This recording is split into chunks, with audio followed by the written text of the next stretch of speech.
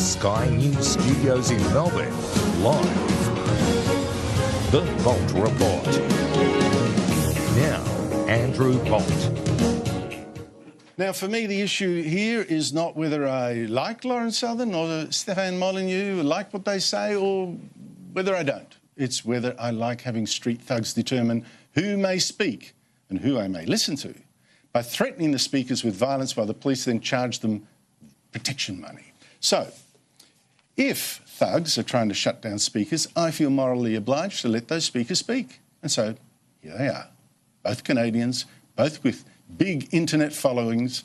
Stefan Molyneux, the host of Free Domain Radio, look it up on the web, and Lauren Southern, who's touring her new film, Farmland, what she calls the white genocide in South Africa. Thank you so much to you both. Now, let's go first. You're both on a speaking tour of Australia. What is it that you want to say, Stefan? Well, I mean, first thing I want to say is I sort of had this naive belief that here in Australia, as in most places, people pay their taxes, and in return they can lawfully assemble and discuss ideas with having police protection should things turn violent. The idea that you must pay in order to be protected twice, you know, you pay your taxes and then you got to pay again to be protected. That seems kind of silly to me. And it's not whether you're conservative or alt-right. These are just labels given to people who deviate from a leftist narrative. It's not that I'm alt-right. It's not that I'm conservative. I'm a philosopher, which means I examine things from reason and evidence, first principles upwards. That collides into the left's collectivism, it collides into the left's hysteria, and it collides with the left's addiction to violence rather than debate. And that's the thing that is so frustrating. If we're wrong, come out, give us good questions, give us arguments, write counter speeches, have counter meetings. We discuss things in a civilized manner. We don't threaten. We don't try and shut people down with violence. And appeasing these people, you think it's going to stop with us? It's going to keep going right to your doorstep. I've gone through a whole list and I could have added more. Lauren, have you ever been presented in any other place you've been to with a police bill for protecting you from thugs? Never in my life. The only place that I could say I've been more ridiculously treated is by the UK, and I'm banned from the entire country, so that's saying a lot. But this really does seem like an incentive to violence. Not only do you get to beat people that you don't like and attack them, but they're going to be oppressed economically as well. So why wouldn't people take the look at what happened to Milo and say, if we go and protest Stefan and Lauren, they're going to get a huge bill as well. Let's protest the next people. Let's shut down the next event. So the police are, quite frankly, participating. They might as well be members of Antifa at this point. Just put on the masks and join. Now, look, I've got to say here, you know, I know men and women on the street level of the police force, and they're the ones on the front line that have got to face these violent protesters. They know who the antisocial elements really are, and it's not you two guys. And they're doing a good job. They're risking safety to do it. It's their bosses I'm having a go at here. Now, but let's first go through what the left hates about you, and let's get that on the table. Start with Lauren. In 2017, you were detained by the Italian Coast Guard for trying to block NGO search and rescue boats for going around operating like a taxi service, picking up illegal immigrants from Africa and the Mediterranean, then bringing them to Italy. You said, no can do. Why did you do that?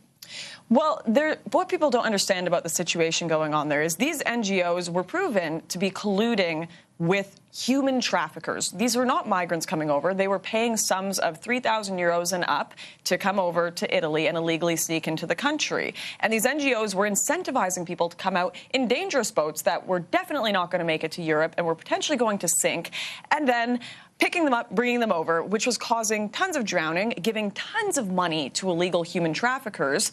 And once this was investigated by the Italian government and also by the German government, there are now fines being brought down on these NGOs. The boats are being stopped by the current Italian government. All I did was go and protest. And yet you have leftists that are claiming, I drowned people, I murdered refugees, making things up out of thin air. And now I have the Italian government and also German government backing up what I did. Before I get on to Stefan, and you've also been banned from Britain, as you said, for handing out leaflets in Luton that said, Allah is a gay god and Allah is trans. What was the point of that? That's provocative. I wouldn't do that. Why did you do that? A little bit provocative, I suppose, but no more provocative than the people at Huffington Post or Vice who wrote articles claiming Jesus Christ is a gay man, Jesus Christ is a transgender man. No one batted an eye when that happened. These writers aren't banned from the United Kingdom. This was to expose a double standard where you can say all of the horrific things you want about the Christian faith because it is a faith that allows freedom of speech. It is compatible with Western culture, but you can't say a word about Islam. You cannot criticize Islam because the values of Islam do not work within the Western world. It is based on submission and oppression of speech. And, of course, Britain, through its immigration policies, have created a great tinderbox in Britain so that you can't come with your It confirmed my theory. Well, there you go. Now, Stefan, you've had a lot to say about men losing power, about white genocide, and you once suggested, but you did apologise for this, I'm just putting it on the table, that homosexuality resulted from child abuse. It's just... Anyway, you apologise.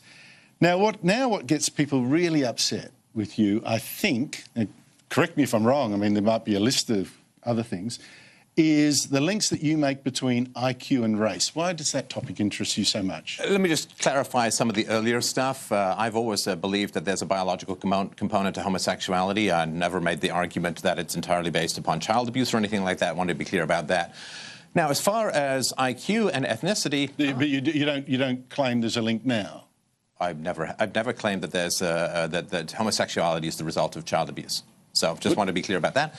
With regards to the relationship between IQ and ethnicity, this is not my theory. This is basic science. This is taught in psychology courses. This is data going back over 100 years since IQ was first developed by the U.S. Army in the First World War to figure out who would be good officer material, who would be better on the front lines. So there are ethnic differences between, there are intelligence differences according to the IQ test between ethnicities. This is very well established. I have lots of experts on the show talking about this, going through the data and talking about some possible causalities. Whether it's genetic, whether it's environmental, remains a question up in the air, although I did have the editor of Intelligence magazine, Richard Hare, on the show recently. He was saying to me that by the time you're 18, 80% of your IQ is genetic. 80% of your intelligence is from your genes. And there's a wide variety of ways that they've managed to tease this out. This is just a fact, and we need to discuss this, especially when we're looking at mass migration policies, mass immigration policies. This is something we just need to discuss. That's where people start getting, and I get very uneasy. I understand the work basically pioneered perhaps by Charles Murray in The Bell Curve with his co-author Richard Herrnstein. But they said they weren't sure whether this was environmental or whether it was genetic or somehow, and that's an open question. And when you start saying, hey, listen, one race might be smarter than the other, and let's base the immigration on it. No, hang on.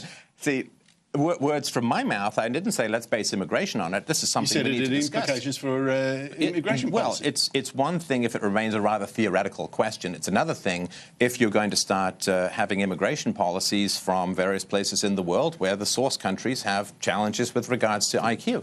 Now, you can understand why people would want to have your guts for garters. Well, no, I think this is we need to deal with science. We need to deal with reality. We need to deal with what is in the world, not what we would like it to be. I'd love it if ethnicity was as irrelevant to intelligence as hair color. That would be a wonderful world to live in.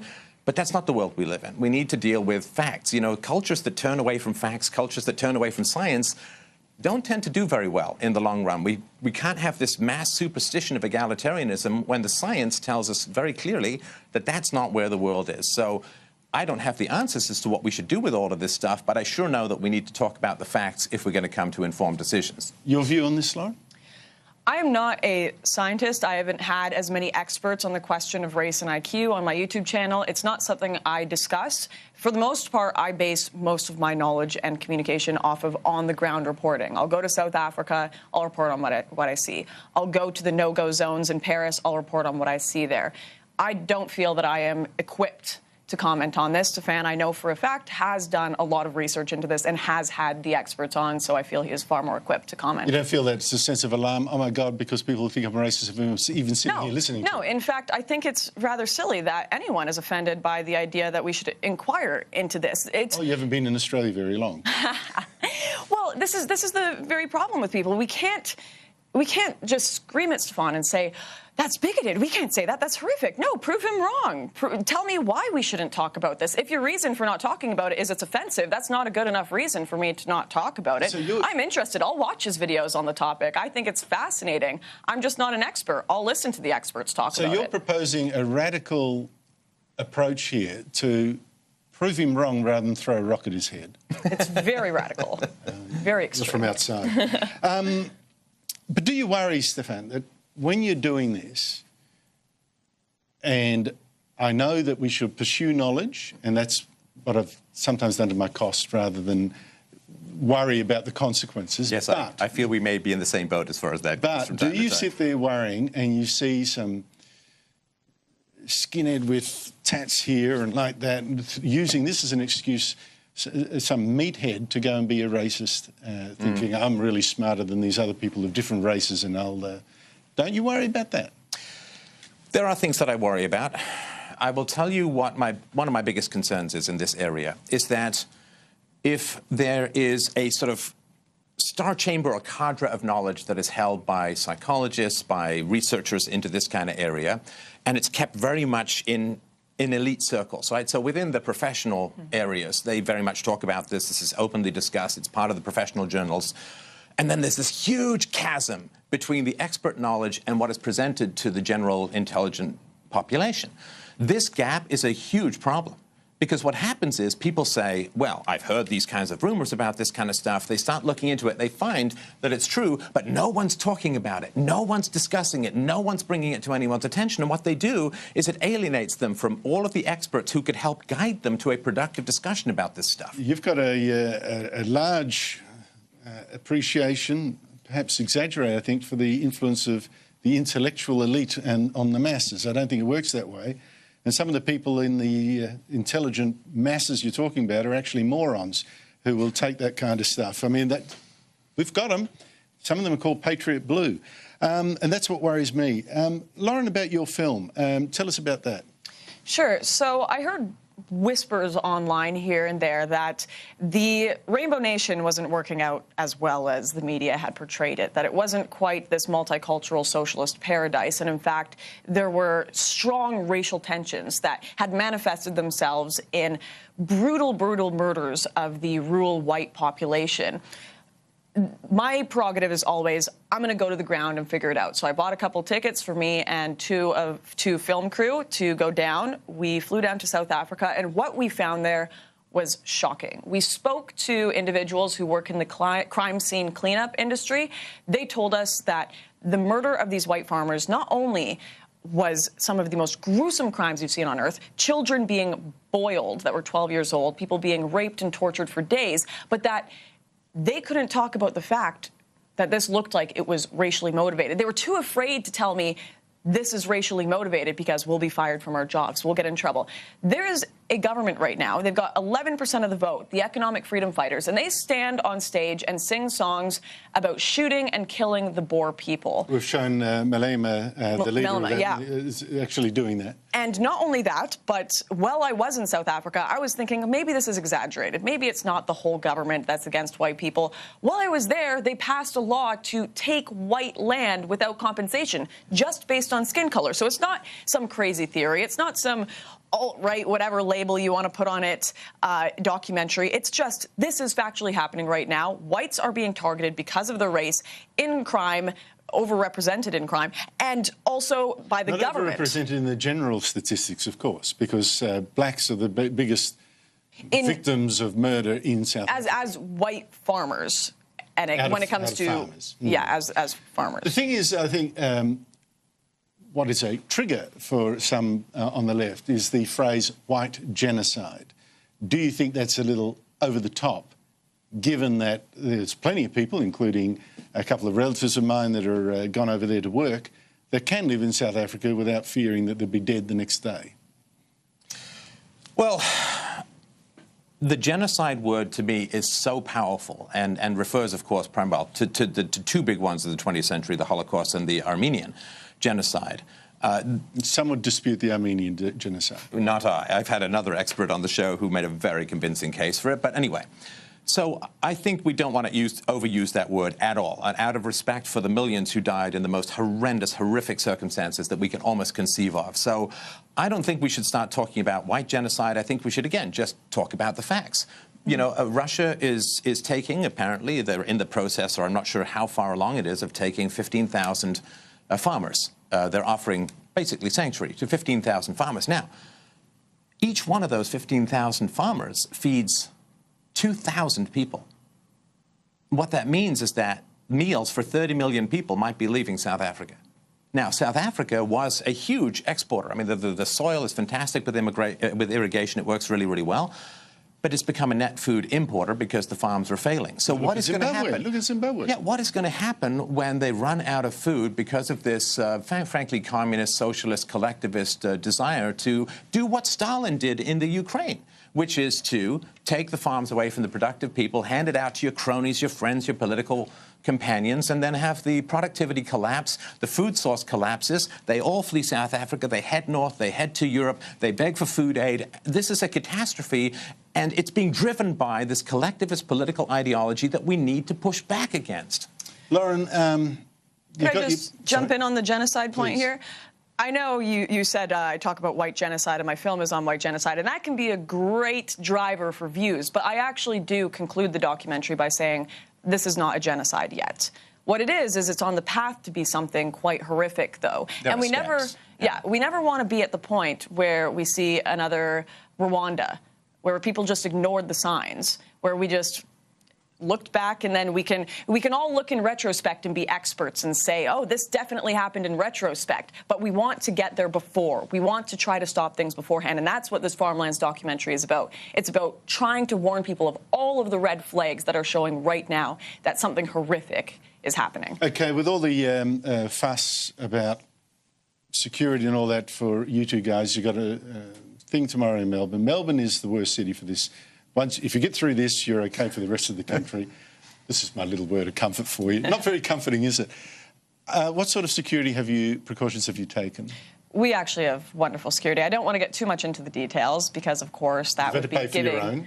Yes, we have our own security. Of course, the police have decided that they are being employed by us now as well, apparently. But we do have our own security. They're wonderful. I don't want to get into the details of what they're doing because there are people that are listening, do want to hurt us, and they want to know the details of it. They want to know where we're going to be. They want to know how it's going to be set up. There are threats, and there's some scary people out there. So I'm not going to give them the information that they want.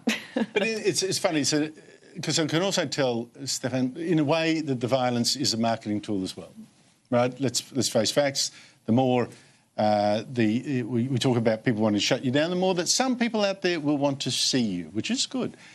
How do you deal with that? Do you court the controversy, which is a criticism from someone? Maybe it's not. Or do you think that the criticism actually illustrates the point that you're making? Yeah, that's kind of Machiavellian. The violence, right? The violence illustrates. I know what you mean. I'm a simple man. This all seems very Machiavellian, like to what degree do we court controversy in order to do this or that? And let me clarify. It's like with Milo Yiannopoulos, right? I feel with Milo, often what really speaks loudest is not what he says, but what is done to him. So this is it for me. I think we have to be free to be able to speak the truth as we see it. I know, maybe I'm wrong about things. Of course, you know, we like to get that kind of feedback. But one of the reasons I engage with people all the time is to get that feedback, to refine, to reform, to sand down the rough edges, to make sure I'm in continual pursuit of the truth. We do have to have the right to speak the truth as we see it, not to advocate for violence, but to bring reason and evidence to the most challenging problems we're all facing as a society. Now, I demand to have that right. If people want to phone in threats, if people want to throw, you know, okay, I'm sorry that they want to do that, you can't back down. The one thing we learn from history is that appeasement always leads to a terrible outcome. Whatever you think is bad about standing up now, it's going to be 10 times worse if you don't stand up now, and I will not back down. Good on you. What do I do with this bill for $68,000? I think there's a rubbish bin, maybe in the other room. Oh, perfect. All right. Lauren Southern and Stefan Molyneux, thank you so much for your time. And let's see how tomorrow goes. Thank you very much. Thank you. After the break, the panel, Simon Breheny and Daisy Cousins. Don't miss them.